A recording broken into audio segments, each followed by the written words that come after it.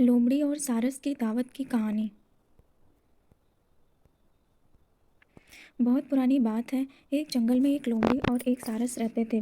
ये दोनों बहुत अच्छे दोस्त थे।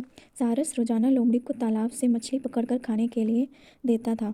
इस प्रकार दोनों की दोस्ती बहुत गहरी होती चली गई। सारस बहुत सीधा साधा था, लेकिन लोमड़ी बहुत शैतान और चालाक थी। वह हमेशा दूसरों को परेशान किया करती थी। उसे दूसरों का अपमान और मजाक उड़ाने में बहुत मज़ा आता था। एक दिन उसने सोचा कि क्यों ना एक बार सारस का भी अपमान किया जाए और उसका मजाक उड़ाया जाए। ऐसा सोचकर उसने सारस को दावत पर बुलाया। उसने जानबूझकर सूप एक प्लेट में परोसा। उसे पता था कि सारस प्लेट में से सूप को नहीं पी सकता।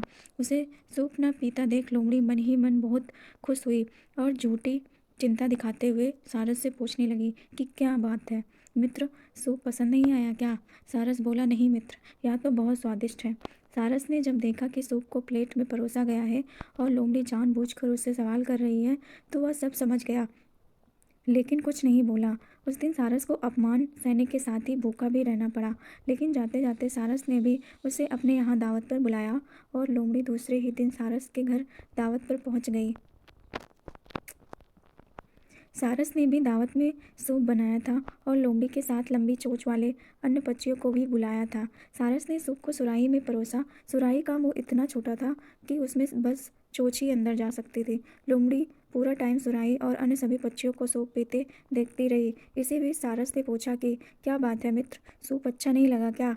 लोमड़ी को अचानक अपने शब्द याद आ गए। सभी बोले कि सूप बहुत स्वादिष्ट है।